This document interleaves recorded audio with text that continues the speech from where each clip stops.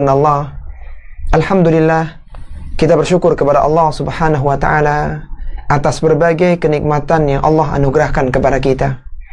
Kesehatan yang kita rasakan, kenikmatan yang kita dapatkan, dan berbagai hal, kemudahan serta taufik dari Allah Subhanahu wa Ta'ala yang biiznillah menjadikan kita semua bisa duduk bersama di majelis ilmu yang mulia. Pada kesempatan kali ini kita akan coba melihat bagaimana kisah seorang sahabat yaitu Salman Al-Farisi dalam menempuh jalan-jalan hidayah sampai akhirnya bertemu dengan Nabi SAW dan menyatakan keislaman. Salman Al-Farisi adalah seorang sahabat yang berasal dari Majusi Asbahan yang tinggal di desa Jai.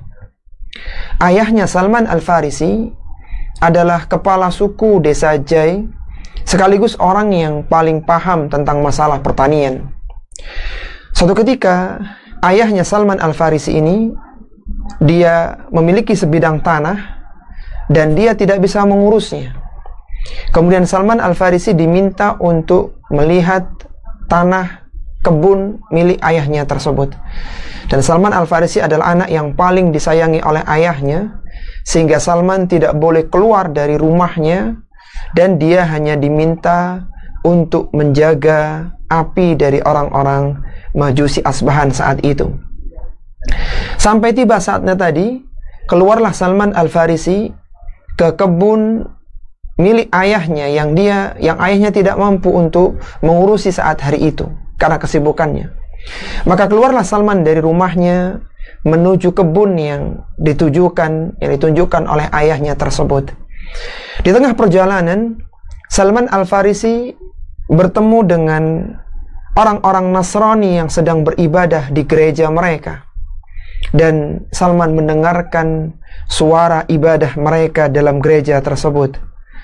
Salman pun terkagum-kagum dengan ibadah mereka.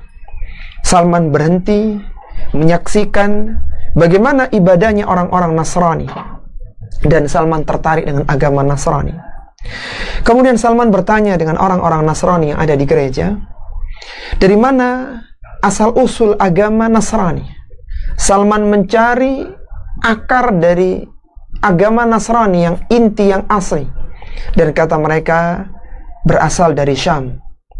Maka Salman pun berpikir bagaimana caranya dia bisa sampai ke negeri Syam.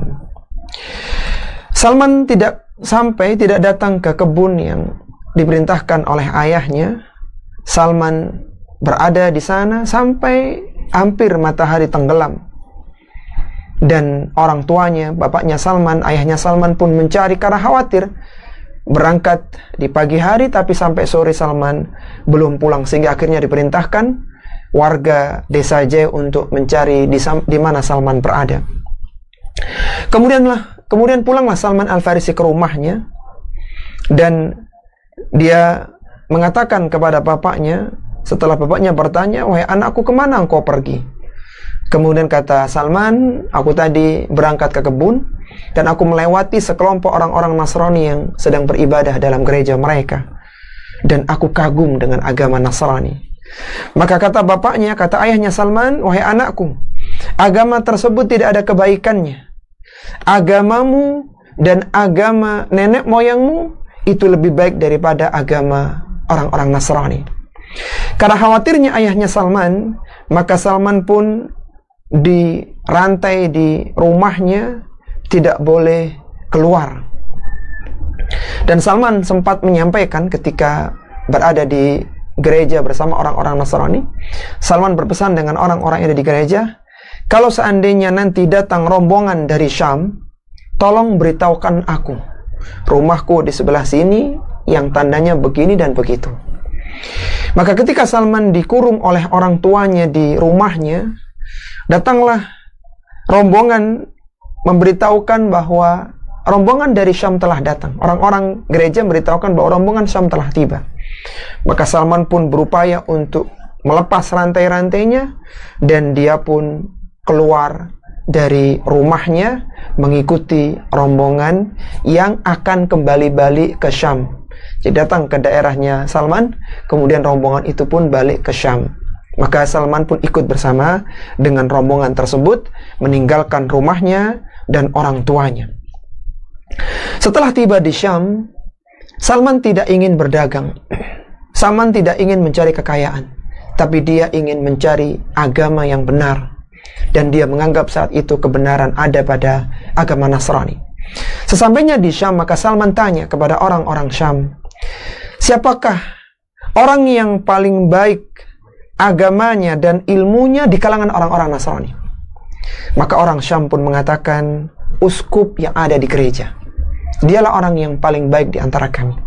Dia orang yang paling mengerti tentang agama Nasrani di antara kami.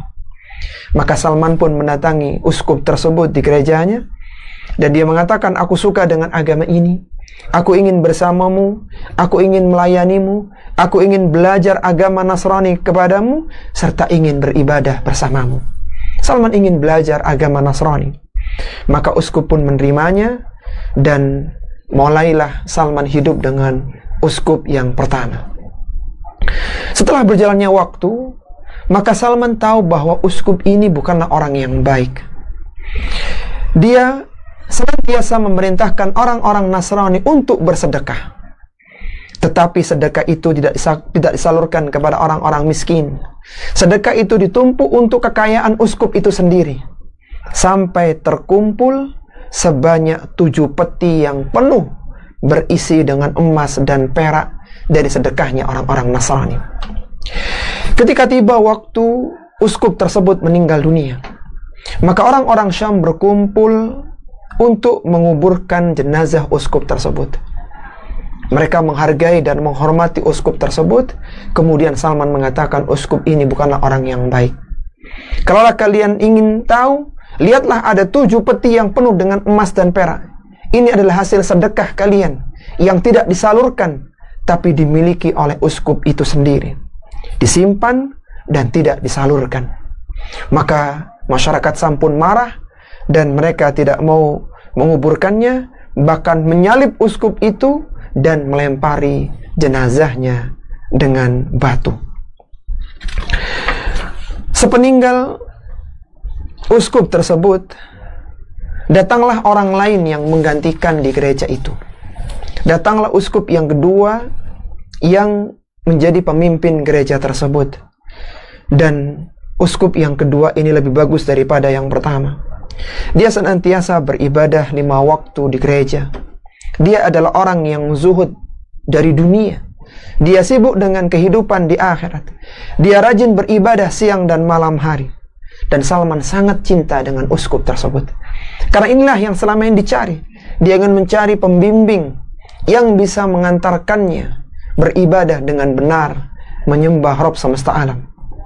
Maka Salman pun sangat mencintainya, belajar kepadanya dan beribadah kepada uskup yang kedua tersebut. Ketika tiba ajal kematian uskup yang kedua ini, maka Salman pun bertanya, wahai uskup, aku adalah orang yang sangat mencintaimu, dan aku melihat bahwa ajal kematianmu telah ditetapkan oleh Allah Subhanahu wa ta'ala. Maka kepada siapa engkau mewasiatkanku? Artinya kepada siapa lagi aku harus belajar agama Nasrani yang benar seperti agama yang engkau anut? Maka kata uskup tersebut, wahai anakku, demi Allah, hari ini aku tidak mengetahui ada orang yang berada di atas agama Nasrani yang murni seperti agamaku. Manusia telah mengganti agama Nasrani. Manusia telah meninggalkan ajaran agama mereka. Hanya ada 1 orang laki-laki di Mosul, di salah satu kota di Irak, yang dia masih mengikuti agama seperti agama yang kita yakini hari ini. Kalaulah engkau bisa, maka temuilah dia di Irak, di Mosul. Setelah uskup yang kedua meninggal dunia, maka bergegaslah Salman berangkat ke Irak, ke desa Mosul, ke kota Mosul, untuk bertemu dengan seorang yang direkomendasikan oleh uskup yang kedua tadi. Ini mengingatkan kepada kita bahwa Salman Al-Farisi belajar agama dari orang yang direkomendasikan oleh gurunya. Dia tidak mengambil ilmu dari sembarang orang, tapi kepada orang-orang yang direkomendasikan oleh orang-orang yang berilmu. Setelah Salman tiba di Irak, maka dia pun segera menemui orang yang disampaikan oleh uskup yang kedua tadi di Mosul, dan dia menyampaikan hal yang sama. Dia ingin belajar tentang agama Nasrani, beribadah bersama dia, dan melayani uskup yang ketiga tersebut. Dan uskup yang ketiga ini adalah orang yang baik ya. Salman belajar kepadanya sampai tiba saatnya waktu ajal kematian dari uskup yang ketiga tersebut yang ada di Mosul. Maka Salman pun mengatakan kepada uskup tersebut, sungguh fulan dahulu telah mewasiatkanku kepadamu, dan sekarang apa wasiatmu kepadaku? Kepada siapa aku harus belajar agama Nasrani setelah ini? Maka kata gurunya yang ada di Mosul, tidak ada, wahai anakku, demi Allah, aku tidak mengetahui seorang yang berada di atas ajaran Nasrani yang murni seperti yang kita yakini, kecuali seorang laki-laki yang berada di Amuriyah, salah satu kota yang ada di Romawi. Kalau engkau mampu, maka silahkan engkau menemuinya, karena dialah orang yang berada di atas ajaran Nasrani yang murni seperti yang kita yakini. Setelah uskup yang ada di Mosul wafat, maka berangkatlah Salman ke Amuriyah mencari guru yang direkomendasikan oleh uskupnya. Maka sampainya di Amuriyah, Salman pun menemani uskup tersebut ya, hidup bersamanya, beribadah bersamanya, sampai akhirnya uskup di Amuriyah pun akhirnya akan meninggal dunia. Kemudian dia mengatakan, sungguh dahulu fulan telah mewasiatkan kepadaku, aku diminta untuk belajar kepadamu di Amuriyah ini, dan sekarang aku melihat apa yang Allah tetapkan kepadamu, yaitu berupa dekatnya ajal kematian. Kalau engkau meninggal dunia, kepada siapa aku harus belajar agama Nasrani? Maka kata gurunya yang ada di Amuriyah, wahai anakku, demi Allah aku tidak mengetahui seorang yang berada di atas ajaran agama kita yang murni ini. Akan tapi sudah dekat masanya diutusnya seorang nabi yang membawa ajaran agama Nabi Ibrahim. Dia akan muncul di negeri Arab, lalu dia akan hijrah di antara dua batu hitam, dan di antara dua bukit tersebut terdapat pohon kurma. Dia memiliki tanda kenabian yang tidak samar. Di antara dua pundaknya ada tanda kenabiannya. Dan dia memakan hadiah, namun dia tidak memakan sedekah. Kalau engkau mampu untuk menemui nabi akhir zaman tersebut, maka lakukanlah. Maka setelah meninggal dari uskup yang ada di Amuriyah yang di Romawi, maka Salman akhirnya tinggal di Amuriyah selama beberapa waktu, karena tidak ada informasi yang jelas ya, di mana nabi itu.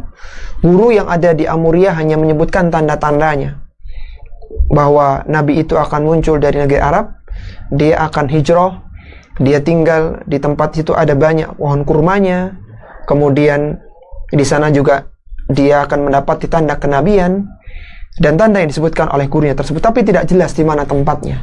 Akhirnya Salman Al-Farisi pun mengisi hari-harinya di Amuriyah dengan berternak ya, dengan berternak domba, sampai suatu ketika datanglah kafilah datang dari suku Kalb yang lewat di Romawi, di Amuriyah. Maka Salman bertanya kepada mereka, bawalah aku ke negeri kalian, karena Salman tahu di negerinya banyak pohon kurma. Asalnya suku Kalb ini tidak mau membawa Salman, karena memang mereka niatnya untuk dagang ke sana dan ingin kembali ke negerinya. Maka Salman pun akhirnya membujuk mereka, kalau kalian mau maka ambillah sapi dan kambing-kambingku untuk kalian semuanya. Yang penting bawalah aku ke negeri kalian, negeri yang banyak pohon kurmanya. Akhirnya Salman pun dibawa oleh suku Kalb kembali pulang ke negeri mereka di Arab. Akan tapi di tengah perjalanan Salman dikhianati. Salman dijual kepada seorang Yahudi sebagai hamba sahaya, padahal Salman aslinya orang merdeka. Dan akhirnya Salman pun menjadi budak, menjadi hamba sahaya di salah seorang Yahudi yang ada di Wadil Qura, ya, yang ada di Madinah. Kemudian Salman Al-Farisi pun tinggal bersamanya, bersama dengan seorang Yahudi itu, sampai suatu hari Salman ketika dia bekerja di tempat majikannya, dia di sana melihat pepohonan kurma. Dan kata Salman, dia berharap inilah kota yang dimaksudkan oleh gurunya dulu ketika di Amuria. Maka suatu ketika keponakan dari Yahudi itu pun datang, dan dia adalah salah seorang dari Yahudi Bani Quraidah yang ada di Madinah.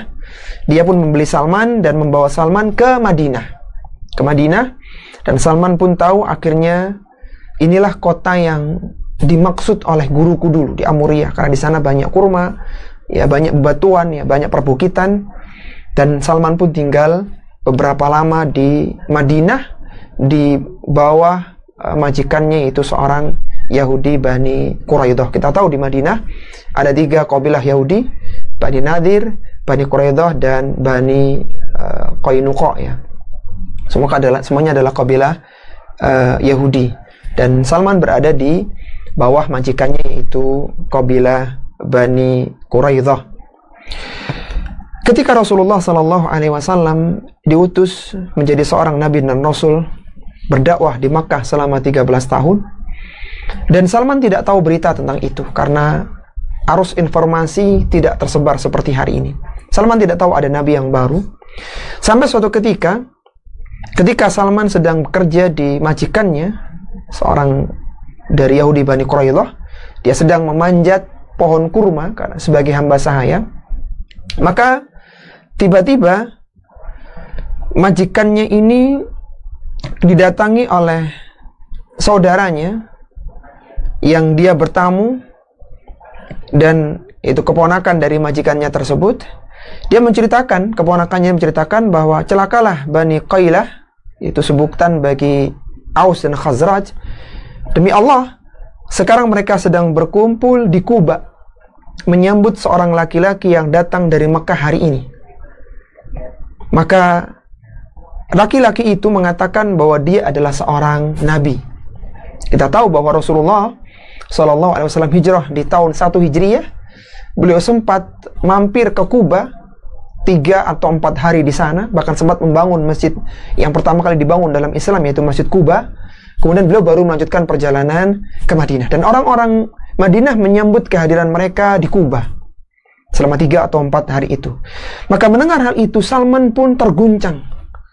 Dia gemetar ketika berada di pohon itu sampai dia hampir jatuh, karena inilah yang selama ini dicari. Dia berternak sapi, berternak kambing, sampai dijual sebagai hamba saya hanya untuk bertemu dengan Nabi itu. Dan hari ini Nabi itu sudah datang di dekat dengan negerinya. Maka Salman pun hampir jatuh karena gemetarannya itu. Kemudian dia turun, dan dia pun ikut nimbrung pembicaraan majikannya. Kata Salman, apa tadi yang kau katakan gitu kepada keponakannya orang Yahudi tadi? Kemudian majikannya pun marah.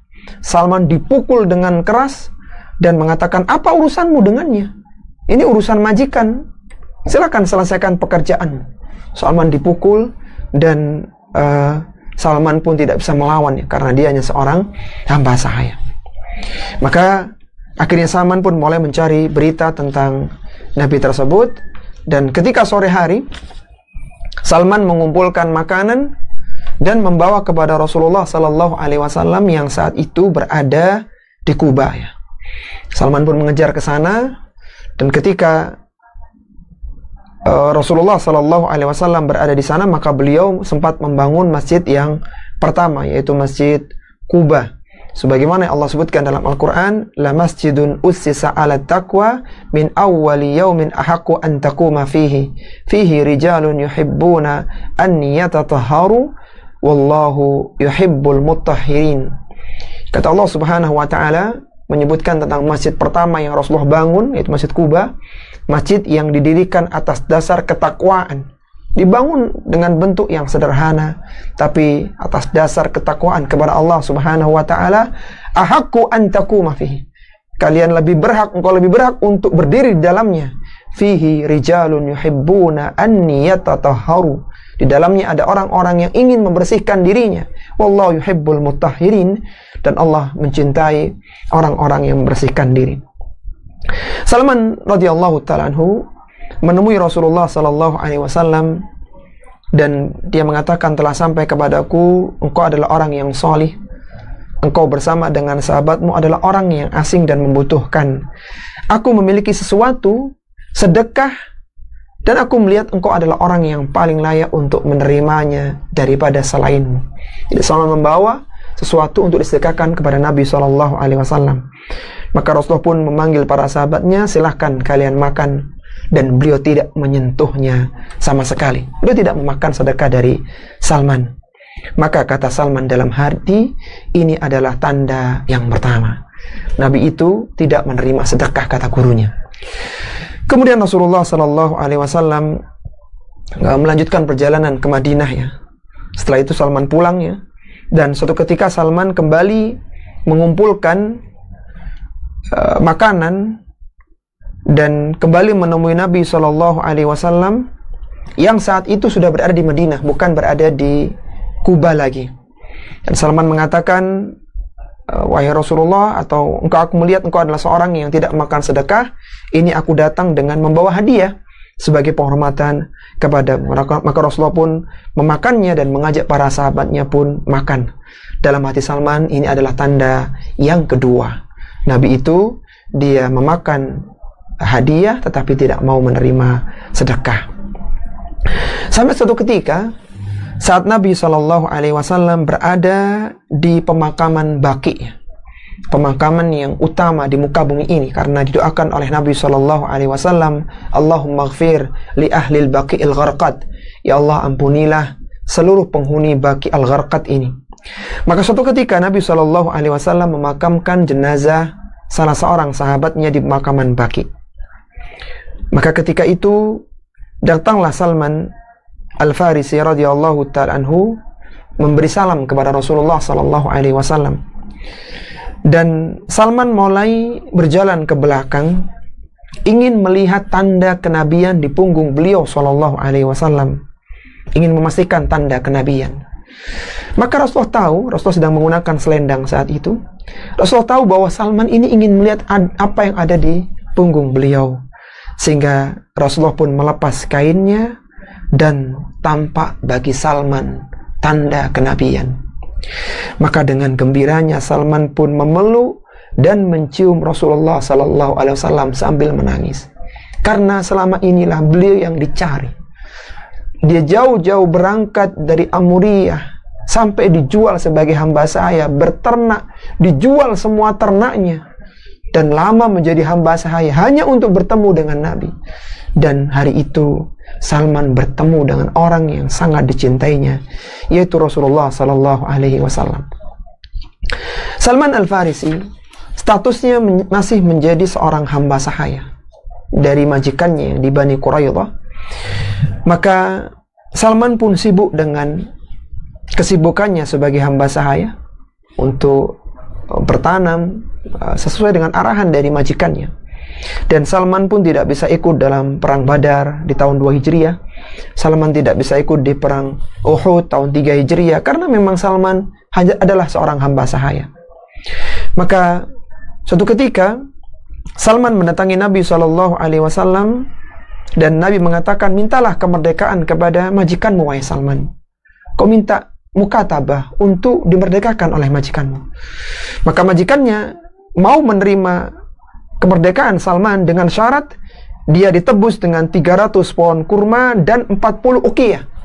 Bisa kalau ingin merdekakan diri, berikan kepadaku, kata majikannya, 300 pohon kurma dan 40 uqiyah. Maka Rasulullah SAW bersabda kepada para sahabatnya, bantulah saudara kalian ini. Maka para sahabat pun membantu memberikan tunas pohon kurma. Ada yang membawa 30 tunas, ada yang membawa 20 benih pohon, ada yang membawa 15, ada yang membawa 10, sampai terkumpul 300 pohon kurma. Kemudian Rasulullah SAW pun menyampaikan, kalau nanti sudah terkumpul 300, panggillah aku. Maka Rasulullah pun dipanggil, berangkatlah beliau, dan Rasulullah SAW pun menanam pohon-pohon kurma tersebut dibantu dengan para sahabat. Dan setelah selesai, maka Nabi SAW pun meletakkan tangannya, ya, dan kata Salman, tidak ada sebatang pohon pun yang mati, sehingga 300 pohon kurma itu semuanya bisa tumbuh dan diberikan kepada majikannya agar dia merdeka. Masih kurang 40 uqiyah yang diminta oleh majikannya. Maka ketika Nabi SAW mendapatkan ghanimah, rampasan perang, maka dipanggillah Salman dan diberikan kepada beliau emas untuk melengkapi tebusannya. Dan ternyata emas itu yang diberikan oleh Nabi ketika ditimbang, ya, beratnya persis 40 uqiyah. Dan itu yang dijadikan untuk kemerdekaan Salman. Akhirnya Salman pun menyerahkan kepada majikannya, dan Salman pun resmi dimerdekakan. Salman Al-Farisi radhiyallahu ta'ala anhu adalah seorang yang dulunya seorang yang beragama Nasrani. Setelah dia keluar dari agama Majusinya, dia beragama Nasrani. Kemudian dia beriman kepada Rasulullah SAW dengan masuk Islam. Maka Salman pun mendapatkan 2 pahala, karena dia beriman dengan Nabi yang sebelum Rasulullah SAW, dan dia pun beriman kepada Rasulullah SAW. Sebagaimana disebutkan dalam sebuah hadis, "Thalathatun yu'tauna ajrahum marratain." Ada 3 golongan yang mereka mendapatkan pahala 2 kali lipatnya. Siapa mereka itu? Rajulun min ahlil kitab, seorang dari ahlul kitab, orang Yahudi atau orang Nasrani. Amana binabiyhi, yang dia beriman dengan nabinya. Wa adrakan nabiyya sallallahu alaihi wasallam fa'amana bih, dia beriman kepada nabinya, Nabi Isa atau bahkan Nabi Musa. Kemudian dia bertemu dengan Rasulullah sallallahu alaihi wasallam dan dia beriman kepada Rasulullah. Fattaba'ahu wa saddaqahu, dia mengikuti nabi itu, dia membenarkannya. Falahu ajran, maka dia mendapatkan 2 pahala. Beriman kepada nabi yang sebelum Rasulullah dan beriman kepada Rasulullah sallallahu alaihi wasallam. Kemudian yang kedua, wa abdun mamlukun, seorang hamba sahaya. Adda haqqallahi ta'ala alaihi wa haqqa sayyidihi falahu ajrani. Yang kemudian yang kedua adalah seorang hamba sahaya. Dia menunaikan hak kepada Allah Subhanahu wa ta'ala, dia beribadah kepada Allah, dan dia pun menunaikan hak majikannya. Salman mengikuti perintah majikannya, disuruh menanam, suruh memanen, ikuti arahan majikannya. Maka kata Nabi, falahu ajran, dia mendapatkan 2 pahala.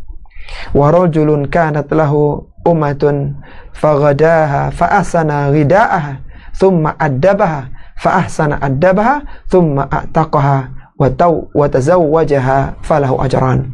Kemudian yang kedua adalah seorang yang memiliki hamba sahaya wanita, yang mana hamba sahanya itu diberi makan dengan makanan yang baik, kemudian dididik dengan pendidikan yang baik, kemudian hamba sahaya wanita itu dimerdekakan, wa tazawwajaha, kemudian dinikahi oleh majikannya, falahu ajran, maka majikannya mendapatkan 2 pahala. Dan dalam hadis yang mulia ini, Salman mendapatkan 2 lapis pahala, yaitu sebelumnya orang ahlul kitab, kemudian memeluk agama Islam, dan Salman adalah orang yang beribadah kepada Allah sejak memeluk agama Nasrani, dan dia pun melakukan pekerjaan dari majikannya.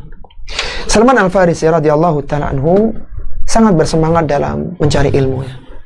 Dia berpindah dari satu uskup ke uskup yang lainnya untuk belajar ilmu agama. Semangat Salman Al-Farisi ini adalah semangat yang besar. Sampai-sampai suatu ketika Nabi SAW duduk bersama dengan para sahabatnya. Kemudian turunlah firman Allah Subhanahu wa ta'ala di surat Al-Jumu'ah, wa akharina minhum lamma yalhaqu bihim.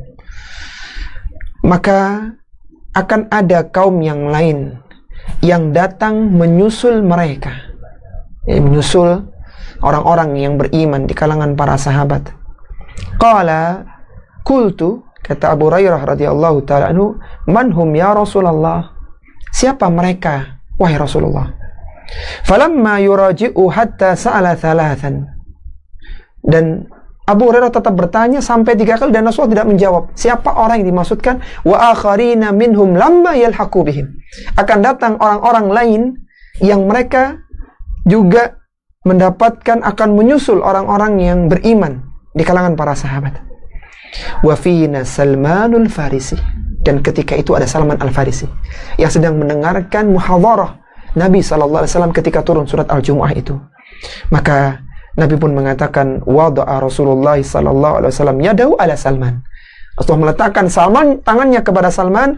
Thumma qala, kemudian beliau mengatakan, lau kanal imanu inda Thuraya. Seandainya keimanan itu berada di Thuraya, di bintang kejora, di bintang yang paling terang, jauh di sana keimanan itu, lanalahu rijalun aw rajulun min haula'i. Niscaya keimanan yang jauh itu akan ditempuh, akan digapai, akan didapatkan oleh laki-laki dari bangsa Salman ini, dari bangsa Persia itu Salman Al-Farisi.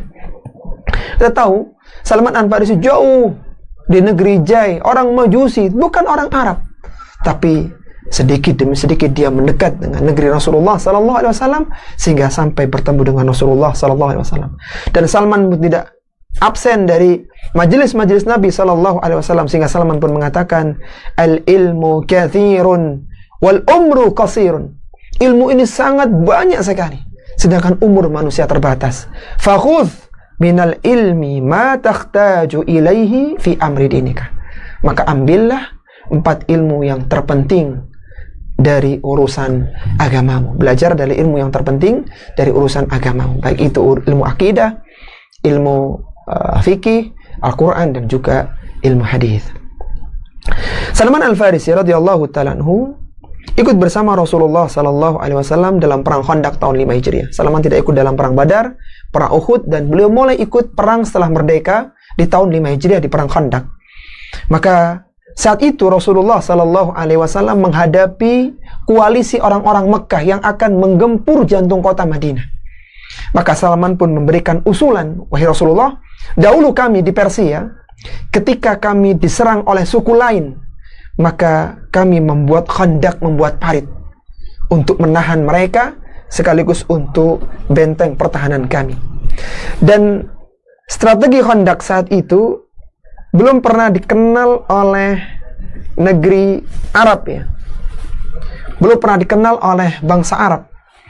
Sehingga Rasulullah sallallahu alaihi wasallam pun memerintahkan para sahabatnya untuk membuat parit besar. Jadi digali tanahnya, kemudian gundukan tanah dibuat menjadi benteng.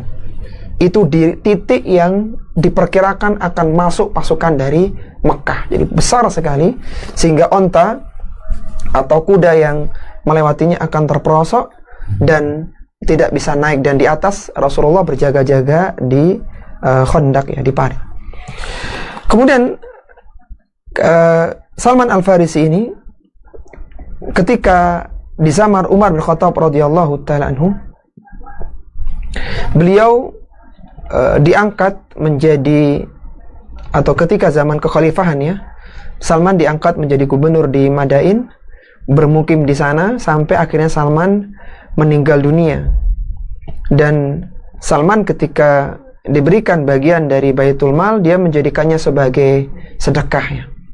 Salman Al-Farisi ini beliau merajut pelepah kurma dan makan roti gandum dari pekerjaannya sendiri. Padahal beliau adalah seorang gubernur. Sebelum wafat, Salman sempat menangis ketika ditanya, kenapa engkau menangis, ya? Kata Salman, Rasulullah sallallahu alaihi wasallam mewasiatkan kepada kami agar bekal di dunia ini seperti bekal seorang musafir saja. Seorang tidak banyak menumpuk harta di dunia ini. Sedangkan di sekelilingku banyak bekal dunia, ya. Padahal ketika itu Salman tidak punya di rumahnya kecuali kentong air, nampan makan, dan bejana tempat dia bersuci. sederhana kehidupan Salman, tapi Salman menangis karena dia merasa dunia sangat banyak, sedangkan seharusnya seorang muslim di dunia bekalnya sederhana saja, karena dunia hanyalah negeri tempat seorang safar dan akan kembali ke negeri asalnya, itu di akhirat, yang kembali kepada Allah Subhanahu wa ta'ala di negeri akhirat.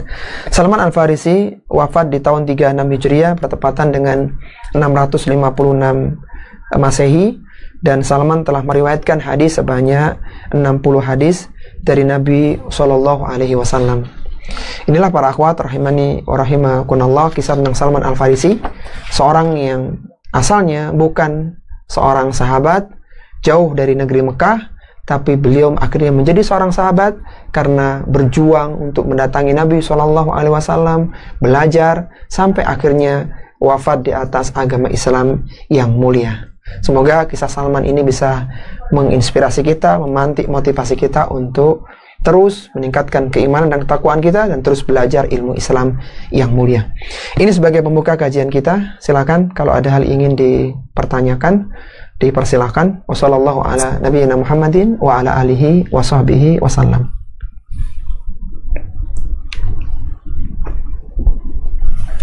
Assalamualaikum Ustadz, putaran pertama dari Sydney. Waalaikumsalam warahmatullahi wabarakatuh. Naam, tafadhali dari Sydney. Mau tahu artinya ukiyah itu tadi apa Ustadz, yang buat membebaskan itu tadi? Oh, taib, Masya Allah. Pertanyaan perdana ya dari Sydney ya. Afikuna barakallah. Iya, disebutkan dalam kisah Salman tadi ya, bahwa di antara yang diminta oleh majikan Salman adalah ukiyah ya. Ukiyah adalah satuan uang yang ada di waktu itu. Kita coba lihat satu ukiyah itu berapa dinar ya, konversinya, sehingga kita tahu besaran yang diminta oleh majikannya Salman.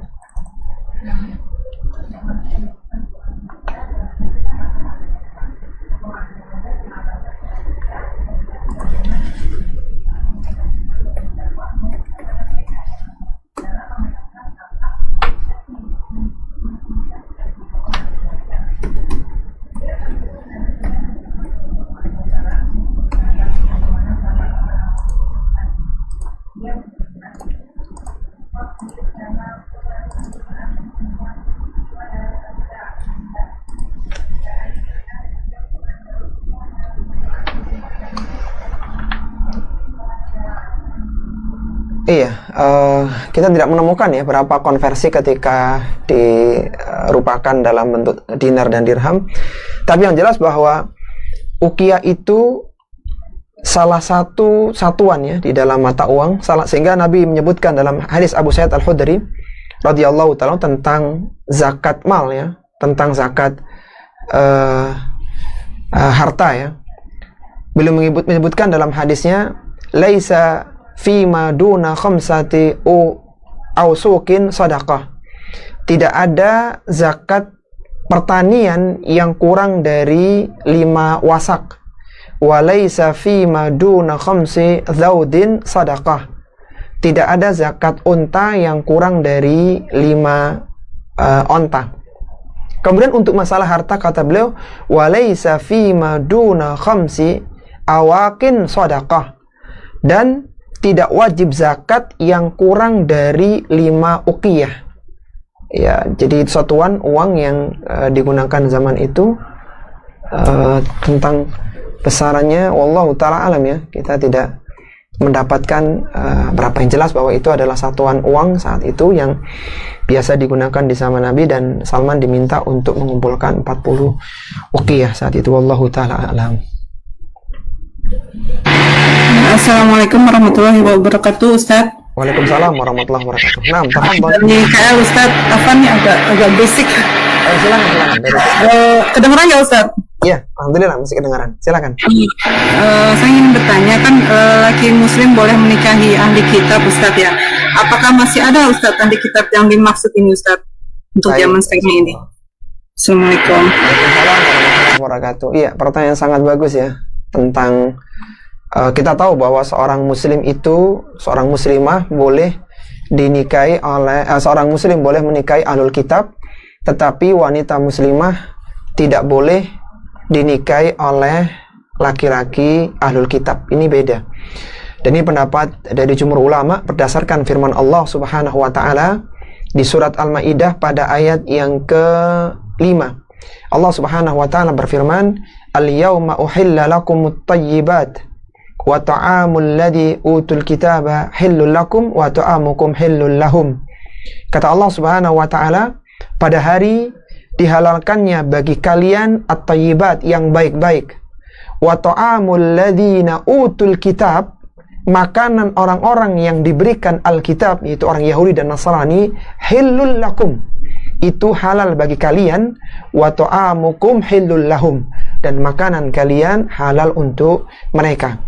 Wal muhsanatu minal mu'minati wal muhsanatu minal ladzina utul kitaba min qablikum idza ataitumuhunna ujurahun. Demikian pula dihalalkan bagi kalian untuk menikahi wanita-wanita yang menjaga kehormatan mereka yang beriman di kalangan mereka, di kalangan ahlul kitab. Idza ataitumuhunna ujurahun, apabila kalian memberikan mahar kepada mereka. Ini dalil yang sangat tegas yang membolehkan seorang laki-laki muslim menikahi wanita ahlul kitab, yaitu seorang wanita Yahudi atau Nasrani. Adapun wanita muslimah tidak boleh dinikahi oleh laki-laki yang kafir, baik itu ahlul kitab atau yang selainnya. Tidak boleh. Dan ini ijma' para ulama.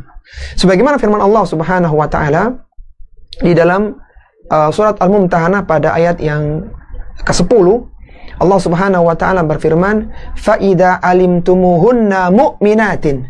Apabila kalian tahu bahwa mereka adalah seorang wanita mukminah, fala tarji'uhunna ilal kuffar. Janganlah kalian kembalikan mereka kepada orang-orang yang kafir. Lahunna hillul lahum wa lahum yahilluna lahun. Wanita itu tidak halal bagi mereka, mereka pun tidak halal bagi wanita tersebut. Jadi laki-laki muslim boleh menikahi wanita ahlul kitab, tapi wanita muslimah tidak boleh dinikahi oleh laki-laki ahlul kitab. Kalau muncul pertanyaan, apakah zaman sekarang ini ada ahlul kitab? Ada. Jadi ada orang Yahudi, ada orang Nasrani. Kalau muncul syubhat, bukankah orang-orang Nasrani zaman sekarang ini berbeda dengan yang dulu ya? Mereka menyembah selain Allah Subhanahu wa taala, mereka menyekutukan Allah, mereka merusak atau merubah kitab-kitab mereka, kitab Injil dan Taurat mereka. Maka kita katakan, sejak zaman Nabi SAW, orang Yahudi dan Nasrani sudah kufur. Allah turunkan ayat, "Laqad kafara alladziina qalu innallaha tsalitsu tsalatsa." Sungguh telah kafir orang yang mengatakan Allah itu ketiga dari yang tiga. Dan ini adalah konsepnya orang-orang Nasrani. Jadi ketika Nabi diutus, mereka sudah dalam kekufurannya. Mereka sudah merubah kitab-kitab mereka. Tapi tetap turun ayat yang menghalalkan untuk menikahi wanita ahlul kitab.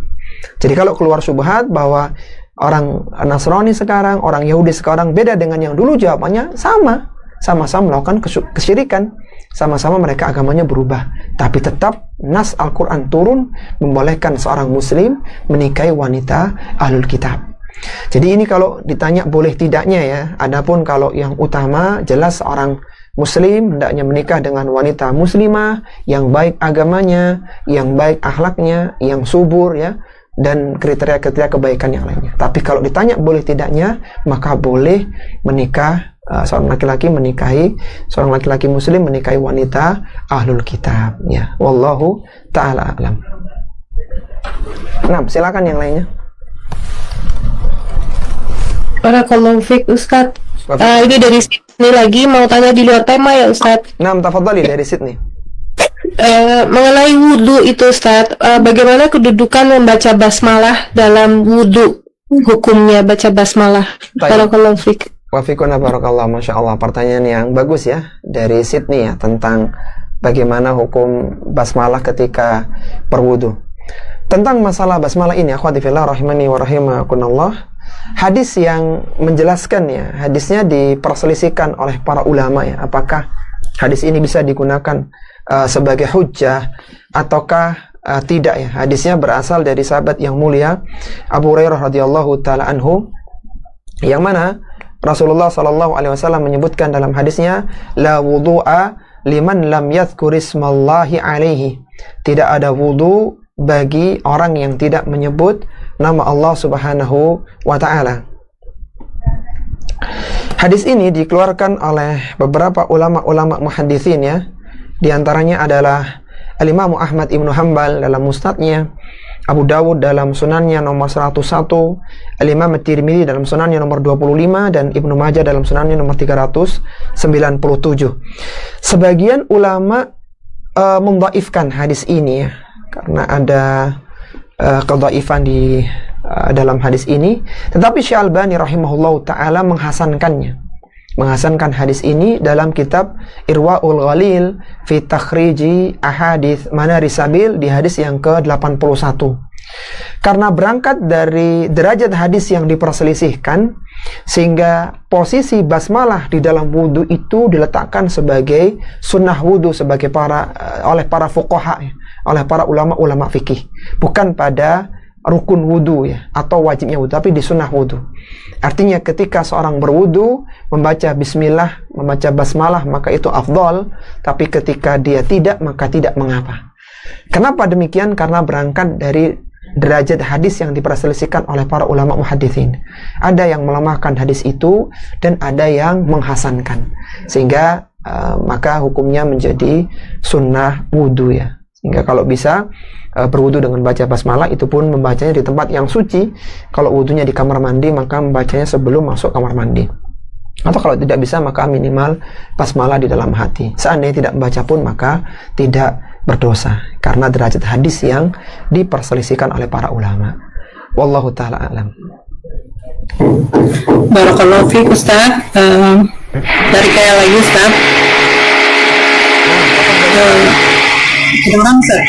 Ya, silakan. Ini kan kalau untuk Salman Al-Farisi itu kan dia memang mencari ya Ustaz ya. Bagaimana dengan kalau yang ahli-ahli kitab seperti guru-gurunya atau yang tidak mencari lebih lanjut gitu ketika mendengar itu, apakah mereka mendapatkan pahala gitu juga, atau bagaimana dengan umat-umat sebelum Rasulullah Shallallahu Alaihi Wasallam lahir di Mekah itu kebanyakan mungkin Yahudi ya Ustadz ya, karena mengikuti Nabi Musa ya. Itu bagaimana Ustadz statusnya? Assalamualaikum. Assalamualaikum warahmatullahi wabarakatuh. Sangat bagus ya dari KL ya, tentang kita tahu Salman tadi adalah seorang yang mencari hidayah.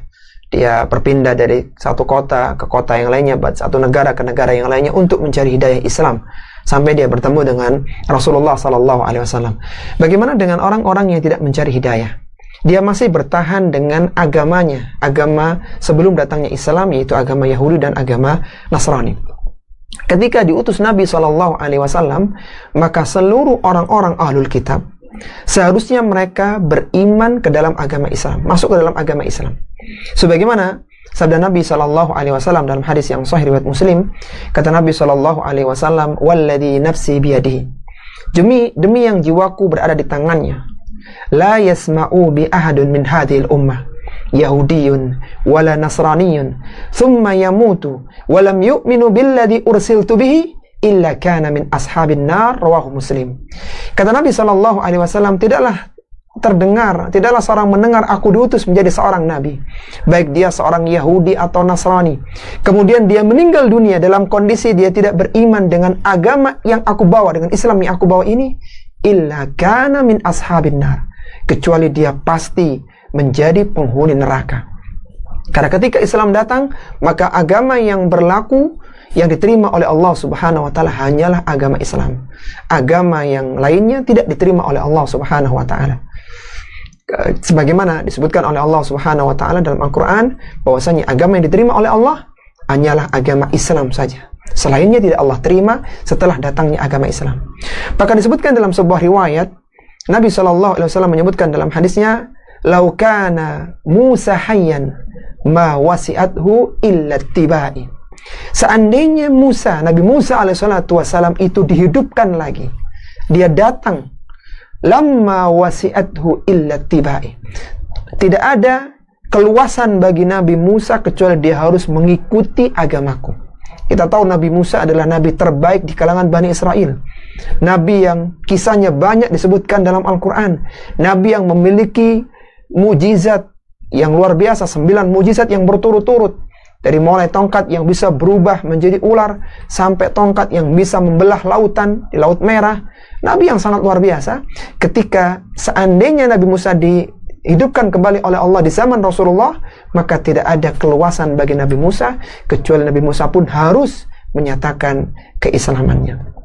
Ini menunjukkan bahwa tadi guru-gurunya Salman Al-Farisi, seandainya mereka ada dan Rasulullah diutus, maka mereka harus mengikuti agama Islamnya.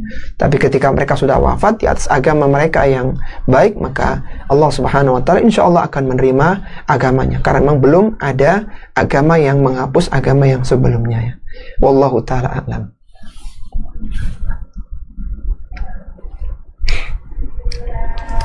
Silakan yang lainnya. Canberra, pada pertanyaan Selalu.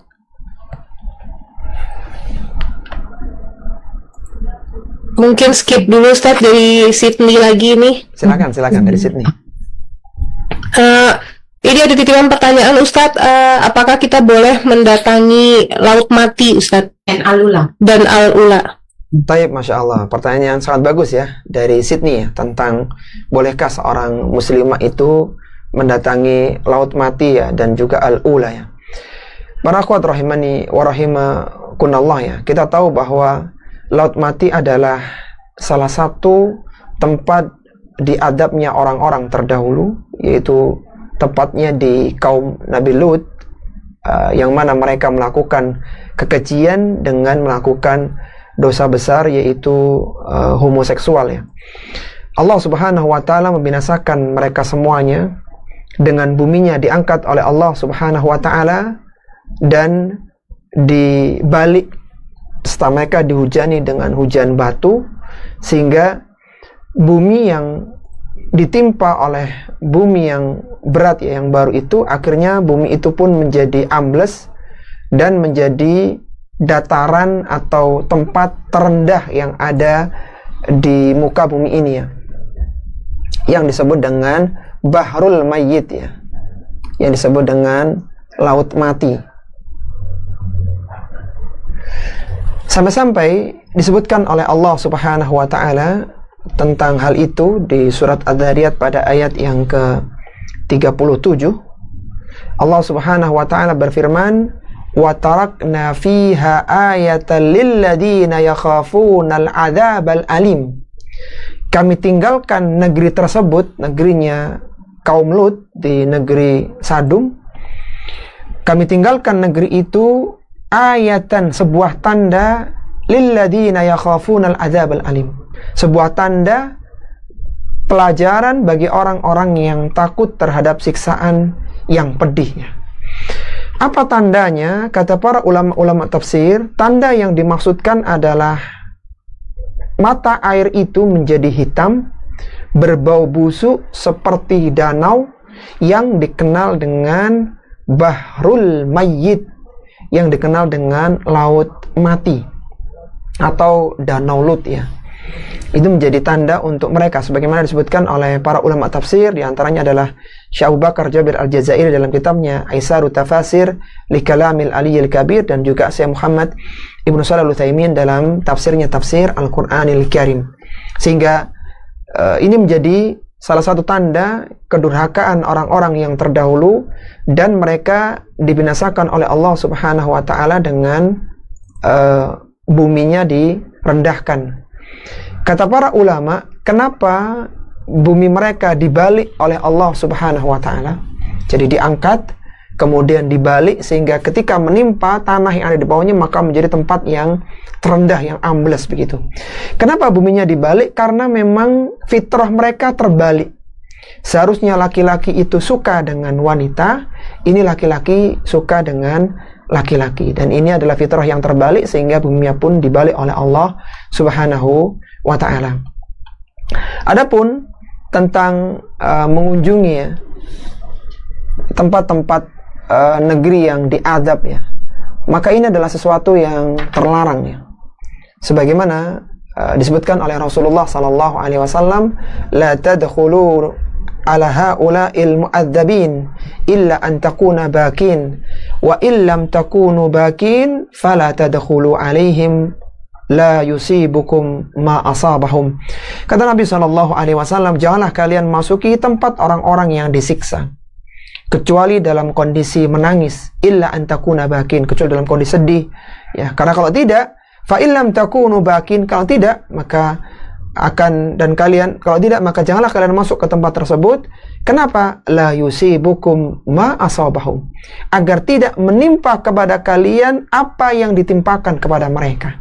Jadi ketika Allah Subhanahu wa taala menimpakan kepada kaum Lut dengan negeri yang dijadikan rendah ke bawah, kemudian kaum Tsamud yang dibinasakan dengan petir ya, kaum Ad yang dibinasakan dengan angin dabur, angin sara-sara, maka mereka adalah orang-orang yang diadab karena kedurhakaan kepada Allah Subhanahu wa taala. Sehingga kalau seorang tidak bisa menangis ya, maka kata Nabi, la tadkhulu alaihim, janganlah kalian masuk kepada mereka, karena dikhawatirkan akan menimpa kepada kalian apa yang dulu pernah menimpa kepada mereka. Minimal itu menimpa berupa rasa ingkaru mungkar yang tidak muncul dalam hati seorang muslim dan muslimah. Sehingga ketika datang dalil, adanya seorang muslim dan muslimah taslim ya, dia mengikuti dalil, mereka mengikuti dalil dan tidak mendahulukan rasio ya, akal mereka, meletakkannya di bawah dalilnya. Sebagaimana perkataan yang sangat indah dari Abu Ja'far at-Tahawi, tidaklah tegak satu sendi keislaman seorang muslim illa ala dhahri taslimi wal istislam, kecuali di atas taslim, kepasrahan dan juga ketundukan kepada nas-nas dalilnya. Wallahu taala alam. Barakallahu fiik Ustaz. Wafikum barakallahu. Naam, tafadhali, silakan. Dari KL lagi Ustaz. Silakan dari KL. Yang tadi kan ada hadis 3 golongan yang akan diberikan pahala 2 kali Ustaz ya. Yang nomor 2 sama nomor 3-nya itu kan seorang hamba sahaya yang menunaikan hak Allah atasnya dan dia juga menunaikan hak majikannya, maka ia baginya 2 pahala. Kemudian yang ketiga juga seseorang yang mempunyai hamba sahaya wanita yang memberinya makan dengan makanan yang baik, kemudian mendidiknya dengan pendidikan yang baik, lalu ia memerdekakannya dan menikahinya, maka baginya 2 pahala.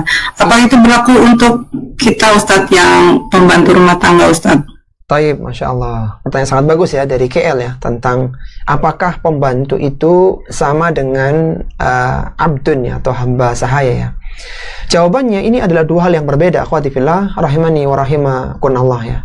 Di zaman Nabi SAW, Nabi pernah memiliki pembantu.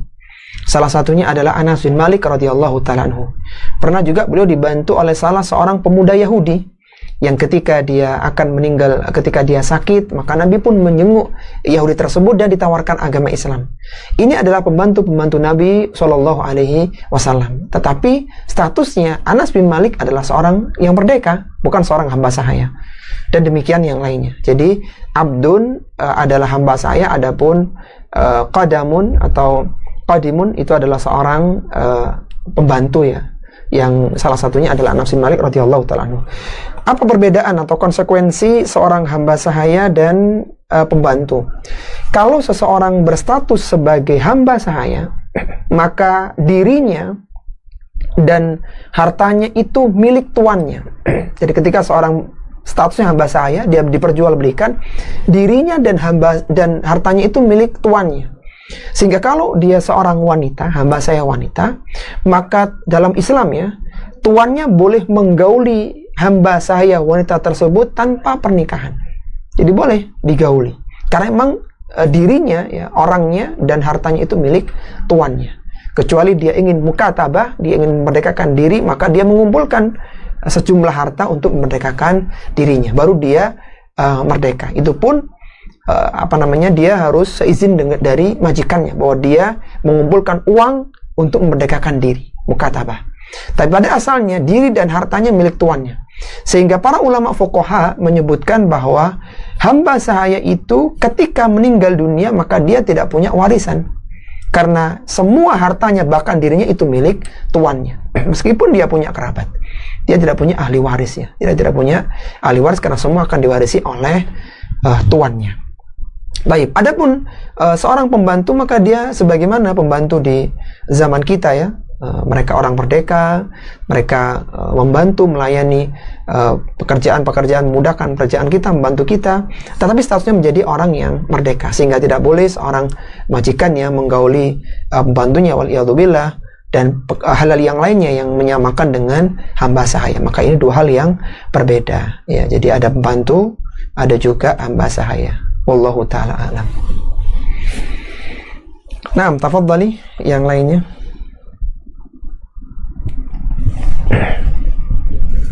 Halo, sorry Ustaz, Assalamualaikum barakallahu fiik Ustaz, ini dari Canberra. Waalaikumsalam warahmatullahi wabarakatuh. Nah, tafadhali. Canberra putaran pertama ya.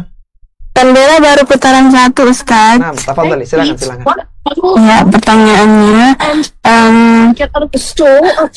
bagaimana menurut Ustaz dengan gerakan para aktivis pendukung Palestina dari berbagai negara yang menyeberangi lautan membawa bantuan langsung ke Gaza, Ustaz? Mungkin mereka lelah gitu menunggu langkah pasti dari para pemimpin negara yang alat diplomasinya terhadap penindasan di Palestina.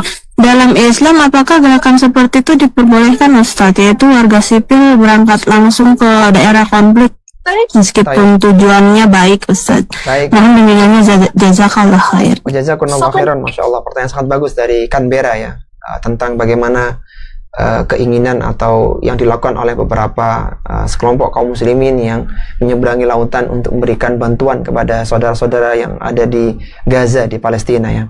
Para akhwat rahimani wa rahimakumullah, yang pertama kita harus tahu bahwa tidaklah ada seorang hamba yang senantiasa membantu saudaranya kecuali Allah Subhanahu wa taala pun akan membantunya. Kata Nabi sallallahu alaihi wasallam, "Wallahu fi aunil 'abdi ma kana al-'abdu fi auni akhihi." Kata Nabi sallallahu alaihi wasallam, seorang akan senantiasa ditolong, dibantu oleh Allah Subhanahu wa taala selama dia mau menolong, membantu saudaranya. Dan di antara yang bisa diberikan ya untuk orang-orang yang ada di Palestina, di Gaza, semoga Allah Subhanahu wa taala segera memberikan kemerdekaan dan kemenangan kepada kaum muslimin yang ada di sana. Maka di antaranya adalah makanan ya, obat-obatan dan pakaian ya. Dan beberapa sudah ada jalur-jalur yang resmi yang menyalurkan bantuan ke sana ya. Maka kalau ingin memberikan bantuan sebaiknya melalui jalur-jalur yang ada, karena jangan sampai seorang ini ingin menolong saudara yang lainnya tetapi memudaratkan dirinya. Apalagi itu adalah daerah-daerah konflik ya, daerah yang sedang berkecamuk peperangan. Maka sebaiknya ketika dia ingin membantu disalurkan di lembaga-lembaga yang resmi. Dan alhamdulillah ada banyak pihak yang sudah berusaha membantu ya sesuai dengan kewenangan mereka. Ada yang membantu dengan bantuan harta ya, bantuan tim medis, kemudian sebagian juga berdiplomasi antar negara. Ada banyak pihak yang membantu ya, meskipun berita itu tidak sampai kepada kita, tidak sampai kepada sebagian dari kita, tapi alhamdulillah semuanya juga berusaha untuk membantu saudara-saudara kita yang ada di Palestina, di Gaza. Bahkan tidak sedikit ya para khatib, para khutbah dalam mimbar Jumat mereka senantiasa berdoa kepada Allah Subhanahu wa taala, Allahumma ansur ikhwananal mustad'afina fi Filistin. Ya Allah, tolonglah saudara-saudara kami yang terzalimi yang ada di Palestina. Jadi semua pihak yang bisa membantu, apapun yang bisa diberikan, yang dia mampu maka hendaknya dilakukannya. Tapi yang jelas jangan sampai ketika menolong yang lainnya justru memudaratkan diri sendiri. Insya Allah ada jalur-jalur yang mengantarkan bantuan tersebut, dan insya Allah mereka adalah orang-orang yang amanah ya. Bahkan beberapa pihak juga menawarkan ya, kalau ingin berikan bantuan maka mereka punya link yang bisa mengantarkan ke sana ya.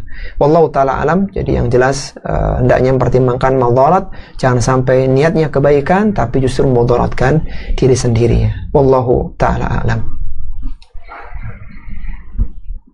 Barakallahu fiik Ustadz, ini dari Sydney lagi. Nah, putaran ketiga Sydney ya. Iya betul. Mau tanya Ustadz, pernah dengar ceramah ada Ustadz yang bilang bahwa bulu kucing itu najis, Ustadz. Apa benar itu? Barakallahu fiik. Wa fiikunna barakallah. Masya Allah, pertanyaan yang sangat bagus ya dari Sydney ya, tentang apakah bulu kucing itu najis. Akhwati fillah rahimani wa rahimakumullah, kita tahu bahwa di dalam Islam, dalam fikih itu ada hadas ada khobath ya. Ada hadas, ada khobath. Hadas itu yaitu secara hukum dia ini dihukumi sebagai sesuatu yang berhadas ya. Jadi misalnya seorang junub, seorang buang angin, maka dia berhadas ya. Tidak kelihatan tapi secara hukum saja, hukmiyah. Adapun khobath itu ada bentuknya. Khobath itu adalah sesuatu yang najis, yang aini, yang ada bentuknya. Dan najis aini yang ada bentuknya itu hanya ada 10. Seorang muslim dan muslimah tidak bisa mengatakan ini najis, ini adalah khobath, kecuali berdasarkan dalil. Dan itu hanya 10 saja. Salah satunya adalah yang termasuk dalam najasat ya, sesuatu yang najis adalah kotoran yang keluar dari binatang yang tidak halal dimakan dagingnya. Jadi kotoran yang keluar dari hewan yang tidak halal dimakan dagingnya. Jadi hewan yang tidak halal dimakan dagingnya salah satunya adalah kucing ya.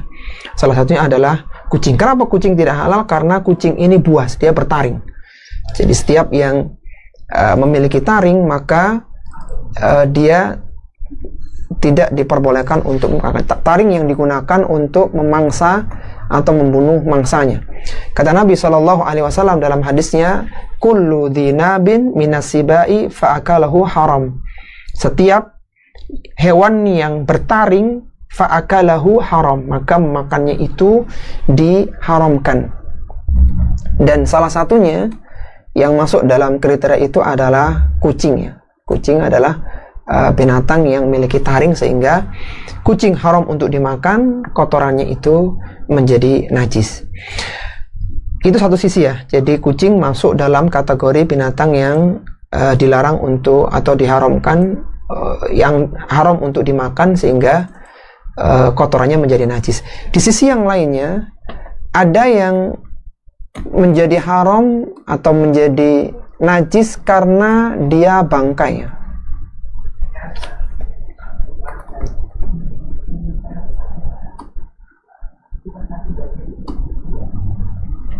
Iya, disebutkan bahwa segala sesuatu yang terpotong dari binatang yang hidup maka dia bangkai, dan bangkai ini juga najis ya. Sebagaimana disebutkan dalam hadis Nabi SAW, ma quti'a minal bahimati wahya hayyatun fahya maitatun.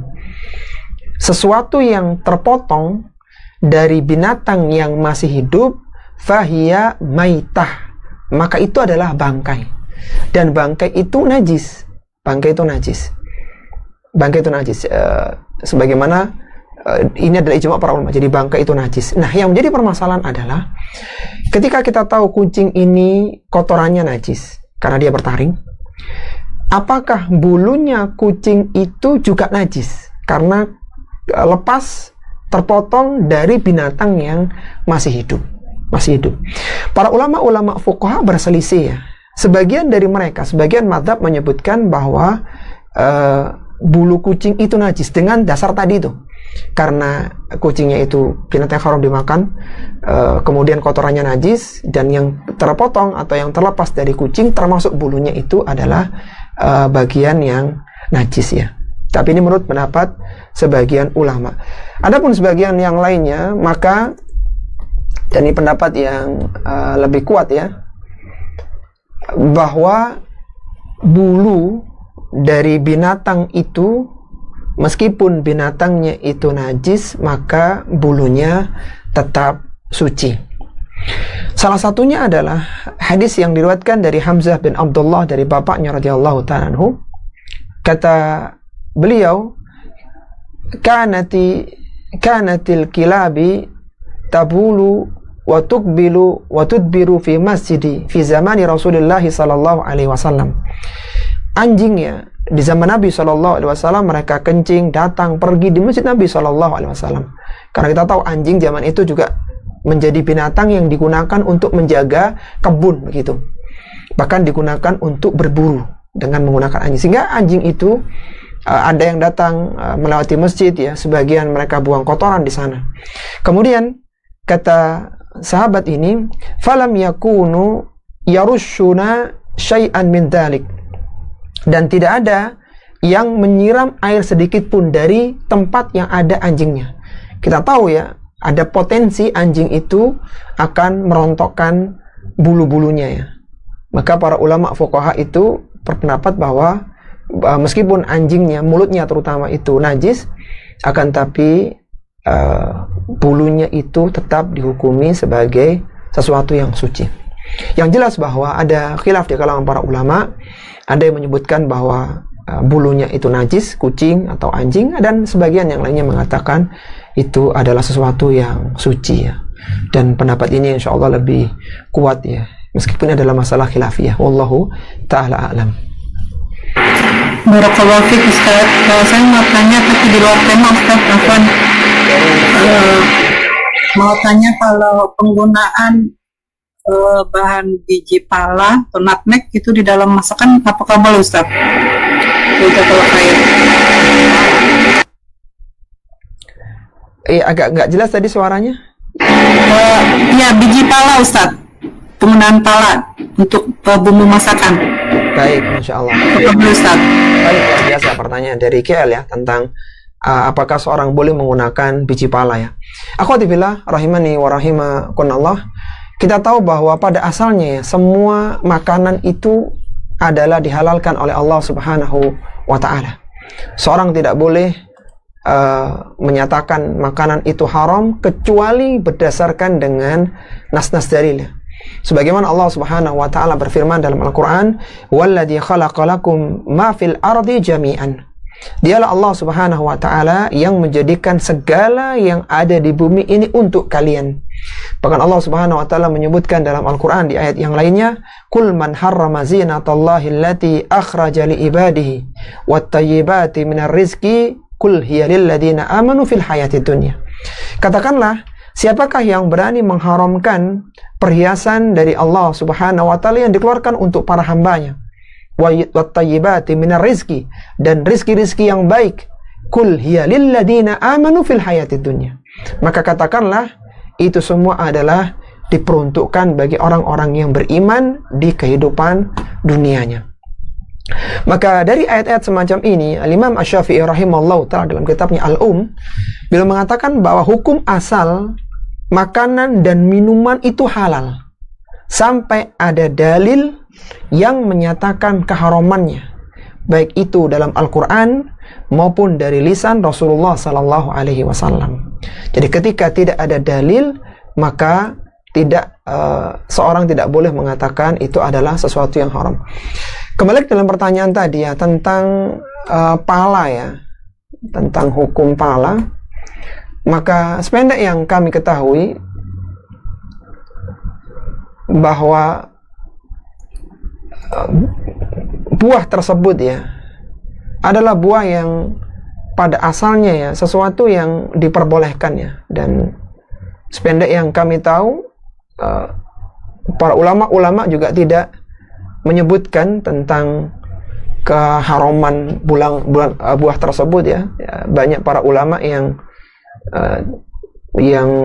membolehkan, diantaranya disebutkan bahwa buah itu digunakan untuk penyedap ya, dan sejenisnya ya.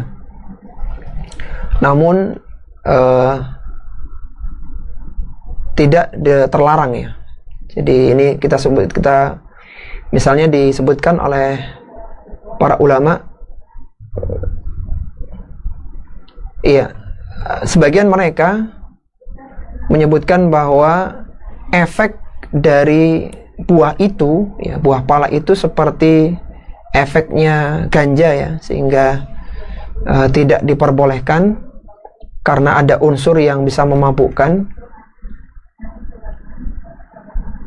Sebagaimana disebutkan oleh para ulama dan disebutkan dalam kaidah umum, kullu muskirin haram wa kullu khamrin haram. Setiap yang mabukkan itu haram. Kullu muskirin khamr wa kullu hamrin haram, dan setiap khamr itu hukumnya adalah haram. Maka para ulama menyebutkan ini termasuk dalam hal-hal yang diharamkannya.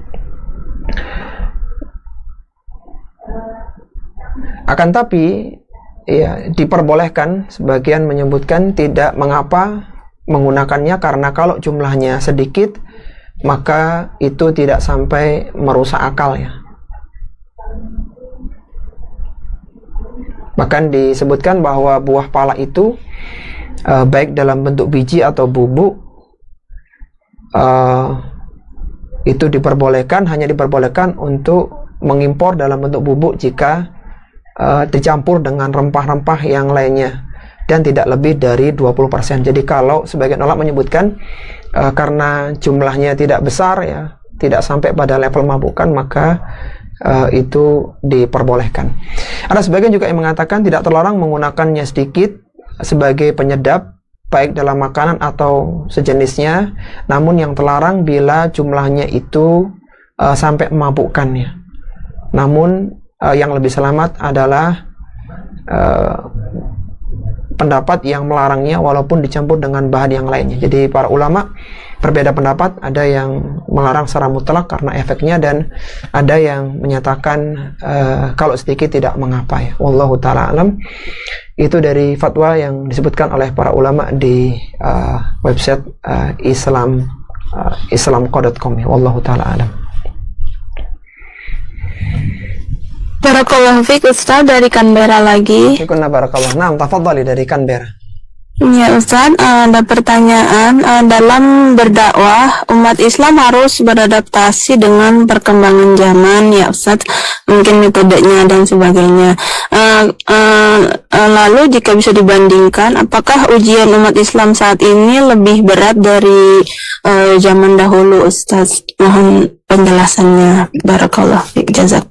Jazakallah khair. Jazakumullah khairan. Masya Allah, pertanyaan bagus dari Canberra ya, tentang kita dakwah itu harus mengikuti zaman begitu ya, dan apakah umat Islam sekarang ini ujiannya lebih berat daripada umat-umat yang sebelumnya ya. Para akhwat rahimani wa rahimakumullah, kita tahu bahwa di antara kewajiban yang Allah Subhanahu wa taala berikan kepada umat Islam ini adalah amar ma'ruf nahi munkar. Allah Subhanahu wa taala menyebutkan kuntum khaira ummatin ukhrijat linnas. Kalian adalah sebaik-baik umat, yang kalian adalah sebaik-baik manusia yang dikeluarkan untuk umat ini ya. Kuntum khaira ummatin ukhrijat linnas. Kalian adalah sebaik-baik umat yang dikeluarkan untuk manusia. Kenapa umat Islam, para sahabat khususnya, adalah umat yang terbaik yang dikeluarkan untuk manusia? Karena mereka ini melakukan amar ma'ruf nahi munkar. Mereka mengajak kepada kebaikan dan mencegah orang lain dari kemungkaran. Atau bahasa mudahnya adalah mereka mendakwahkan agama mereka. Sehingga dakwah ini harus disampaikan ya. Sampai-sampai Nabi SAW menyebutkan dalam hadisnya, ballighu anni walau ayah. Sampaikan dariku meskipun satu ayat. Jadi seorang menyampaikan kepada yang lainnya, kepada orang di sekitarnya, sehingga akhirnya banyak orang yang mengenal kebenaran, dan akhirnya hiduplah kebenaran di tengah-tengah masyarakat, di tengah-tengah manusia. Bahkan Nabi SAW memberikan motivasi yang besar tentang orang yang mau memberikan petunjuk ya, mau memberikan hidayatul bayan ya, penjelasan ilmu dakwah tentang Islam ini kepada yang lainnya. Kata Nabi SAW, man dalla ala khairin falahu mithlu ajri fa'ilihi. Barang siapa yang menunjukkan kepada kebaikan, maka dia akan mendapatkan pahala seperti orang yang mengamalkannya. Jadi dia mendakwakan amalan tertentu yang baik dari Nabi SAW, kemudian orang lain mengamalkan, dia mendapatkan pahalanya. Ini semua adalah motivasi kita untuk mendakwakan agama Islam yang mulia ini. Maka hendaknya seorang muslim dan muslimah berusaha untuk mendakwahkan agama ini, baik dakwah bil lisan maupun dakwah bil hal. Baik itu dakwah dengan lisannya, dengan ceramah, dengan kajian, atau dengan perbuatannya, dengan adabnya, dengan etikanya, baik secara nyata maupun dalam dunia maya. Dan alhamdulillah sekarang banyak fasilitas ya, seorang bisa menyebar video-video kajian ya, bisa menyebar flare-flare kebaikan, dan banyak lagi kebaikan yang bisa disebarkan kepada kaum muslimin. Yang jelas bahwa agama Islam ini hidup di tengah-tengah kaum muslimin, dipahami agama tersebut diantaranya adalah karena peran para dai-dai yang menyampaikan kepada yang lainnya. Sehingga hendaknya seorang menjadikan wasilah dakwah di antaranya adalah beberapa teknologi yang ada, baik itu di dalam dunia nyata maupun dalam dunia maya ya. Dan kemudian yang kedua tentang masalah apakah umat ini adalah umat yang paling berat ya ujiannya ya, karena zaman dahulu tidak ada media sosial, sedangkan umat ini ada ujiannya dalam dunia mereka, dalam teknologi mereka. Sependek yang kami tahu bahwa ujian yang terberat adalah ujian yang dialami oleh para nabi dan rasul dan orang-orang yang keimanannya di bawah mereka. Sebagaimana Nabi SAW menyebutkan dalam hadisnya, Inna min asyaddin nasi bala'an al-anbiya. Sesungguhnya manusia yang paling berat ujiannya adalah para nabi. Ya, para nabi mereka dimusuhi oleh kaumnya, disebut dengan sebutan yang tidak bagus ya. Mereka adalah orang-orang yang kata Nabi asyaddun nasi bala'an, orang yang paling berat balaknya. Tsummal ladzina yalunahum, kemudian orang yang semisal dengan mereka, tsummal ladzina yalunahum, tsummal ladzina yalunahum. Kemudian orang yang keimanannya semisal dengan mereka, semisal dengan mereka dan semisal dengan mereka. Artinya semakin besar tingkat keimanan seseorang, maka ujiannya semakin berat. Kita tahu bahwa dunia ini adalah penjara bagi orang-orang yang beriman dan surga bagi orang-orang kafir. Ad-dunya sijnul mu'min wa jannatul kafir. Dunia adalah penjara bagi orang-orang yang beriman dan surga bagi orang-orang kafir. Sehingga semakin tinggi level keimanan seorang, ujiannya semakin berat.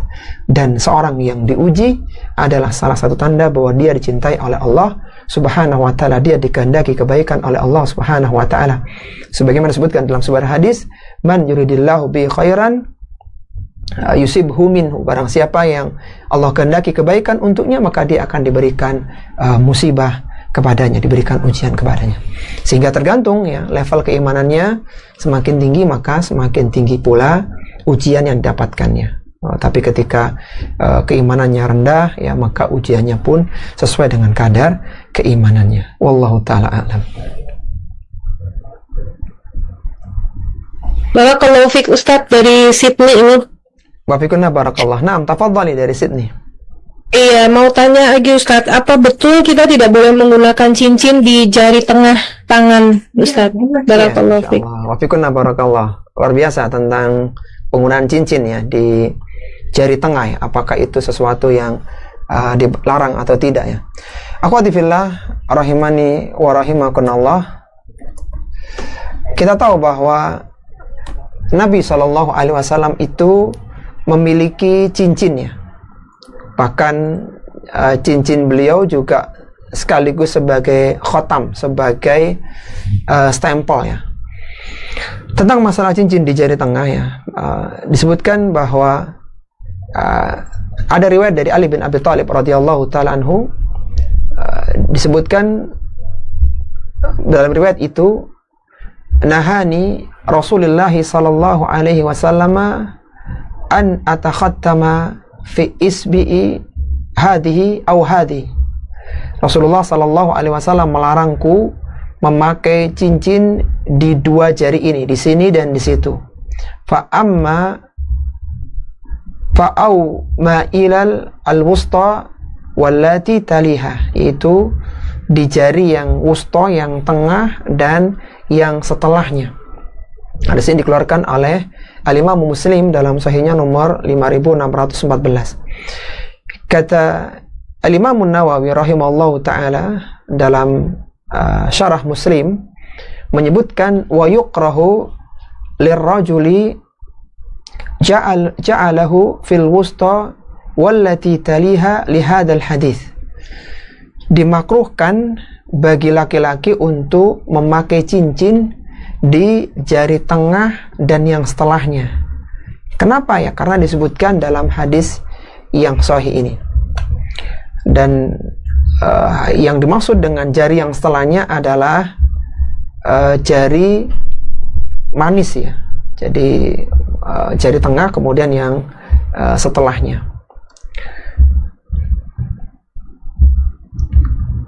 Taib. Disebutkan pula dalam riwayat yang lainnya, dalam riwayat Anas bin Malik radhiyallahu taala anhu, kana khatimun nabiy sallallahu alaihi wasallam fi hadi wa asyara ila khinsari min yadihi al-yusra. Kata Anas bin Malik, seorang yang 10 tahun menjadi pembantu Nabi SAW, khatam cincinnya Nabi SAW itu berada di jari ini. Anas menyebutkan di kelingking tangan yang kiri, dalam hadis Muslim disebutkan. Maka kata Imam Nawawi rahimallahu ta'ala, wa ajma'al muslimuna ala anna sunnata ja'alul khatam ar-rajuli fil khinsar. Maka dari sini kaum muslimin telah bersepakat bahwa yang sunnah cincin bagi laki-laki itu di kelingkingnya. Wa ammal mar'ah fa innaha takhidu khawatimi fi asabi. Adapun wanita maka boleh memakai cincin di posisi manapun. Posisi manapun.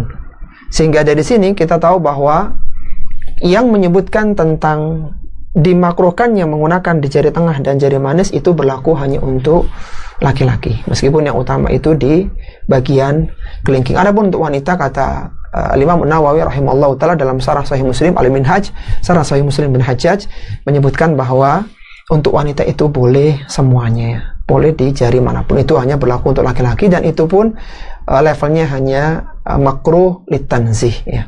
Tidak sampai pada level litahrim, tidak sampai pada level diharamkan. Wallahu ta'ala a'lam. Barakallahu fiik, dari Canberra lagi Ustadz. Nah, maafikunna barakallah. Tafadhali dari Canberra. Iya Ustadz, pertanyaannya, jika kita melakukan safar ke daerah bersalju dan di sana kita tidak menemui air yang lebih hangat untuk berwudu, bolehkah kita bertayamum saja Ustadz, karena tidak kuat berwudu dengan air yang terlalu dingin seperti air es? Mohon bimbingan Ustadz, jazakallah khair. Jazakumullah khairan, Masya Allah. Pertanyaan sangat bagus ya dari Canberra tentang bolehkah ketika seorang itu dalam kondisi dingin dia bertayamum saja tanpa harus mandi. Akhwati fillah rahimani wa rahimakumullah. Yang pertama ya, kalau memang kondisinya dingin, maka diupayakan untuk memanaskan air terlebih dahulu ya. Memanaskan air terlebih dahulu untuk berwudu. Kalau dia tidak mampu, maka baru bertayamum karena dingin yang sangat begitu ya. Hal ini sebagaimana perkataan dari Syekh Muhammad Ibnu Shalih Al-Utsaimin rahimahullahu taala. Kata beliau, jika malam sangat dingin dan tidak mampu menggunakan air dingin, maka dia wajib memanasi air jika mungkin kan. Jadi diusahakan dipanasi dulu kan, kalau wudu tidak banyak ya, hanya mungkin 1 liter air sudah cukup ya. Dipanaskan terlebih dahulu. Jika tidak memungkinkan memanasi air ya, karena mungkin tidak ada api juga, tidak ada kompor, dan kondisinya sangat dingin, maka kondisi semacam ini dia baru boleh bertayamum, baik untuk janabah, kemudian dia melakukan sholat. Jadi langkahnya tidak langsung tayamum, tapi coba dipanasi dulu, kemudian baru kalau tidak memungkinkan baru berpindah ke tayamum. Jadi ada ikhtiar ke sana sehingga tidak langsung ke tayamum. Ketika dia tidak mampu atau tidak ada pemanasnya, maka boleh langsung bertayamum. Kalau itu adalah mandinya, kalau tayamum itu sebagai pengganti mandi junub misalnya, jadi misalnya pagi hari bukan hanya untuk wudu tapi juga untuk menghilangkan hadas besar, junub begitu, dan dia bertayamum, maka ketika ada air harus mengulang mandi lagi kalau itu adalah hadas besar ya. Jadi misalnya ada seorang muslimah, dia junub, kemudian dia tidak mampu menggunakan air karena dingin, dia tayamum, maka ketika ada air dia harus mengulang mandi. Sebagaimana diriwayatkan dari Imran bin Husain radhiyallahu taala anhu, Nabi bertanya kepada seorang, "Ma mana'aka ya fulan an tusalliya ma'al qaum?" Ada seorang yang dia tidak ikut salat subuh. Kata Nabi, apa yang menghalangimu untuk sholat bersama jamaah sholat yang lainnya? Qala asabatni janabah. Kata orang ini, aku sedang junub wahai Rasulullah. Walal ma, dan aku tidak mendapatkan air. Qala alaika bisa'idi fa innahu yakfika. Kata Nabi, cukup bagimu tayamum. Jadi tayamum untuk menghilangkan hadas besar junub. Kemudian setelah Nabi mendapatkan air, dalam hadis Bukhari itu nomor 337, Nabi memanggil orang itu dan mengatakan, ketika Nabi sudah punya air, Nabi panggil orang itu dan mengatakan, idhab fa'afrighuhu alaika, pergilah dan mandi dengan air ini. Ini menjadi dalil para ulama-ulama fuqaha, ulama-ulama fikih, kalau seorang itu junub kemudian tayamum, saat ada air maka dia mengulang mandi lagi. Adapun untuk wudhu, seandainya tadi pertanyaannya adalah hanya wudhu, tidak ada pemanas air, dia langsung menggunakan tayamum, setelah selesai sholat maka dia tidak perlu mengulang wudhu lagi. Ya, seandainya dia ada air maka tidak perlu mengulang. Itu khusus untuk mandi junub saja yang diganti dengan tayamum. Saat ada air maka dia mengulang mandi lagi. Wallahu ta'ala a'lam.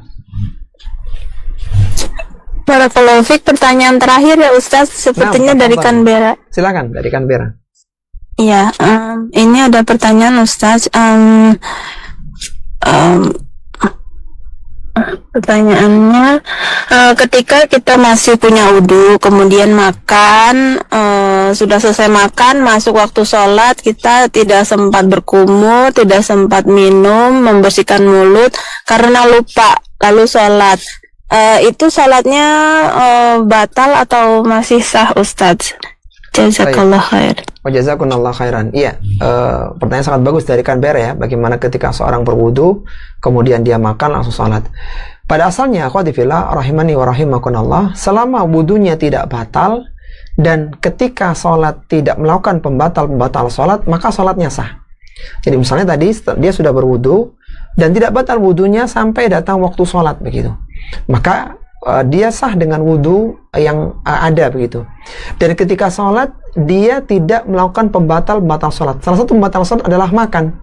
Jadi misalnya ada sisa-sisa makanan yang ada di mulutnya karena dia tidak berkumur tadi, kemudian sengaja ditelan. Jadi ada sisa makanan kerasa di lidah, kemudian ditelan dengan sengaja, maka itu bisa membatalkan sholat kalau sengaja ditelannya. Tapi kalau misalnya nih dia sholat, kemudian dia kerasa ada makanan yang sisa makanan di mulutnya, kemudian dikeluarkan, kemudian ditaruh di tisu atau di kantongnya, maka sholatnya tetap sah karena dia tidak melakukan pembatal sholat. Tapi kalau sengaja ditelan, maka bisa batal. Yang jelas seorang itu sholatnya sah kalau wudunya ada dan selama sholat tidak melakukan pembatal sholat.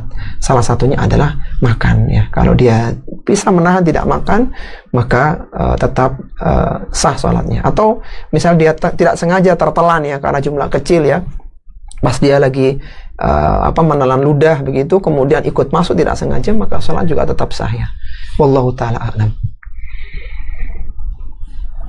Barakallahu fiik Ustadz, insyaallah cukup untuk hari ini.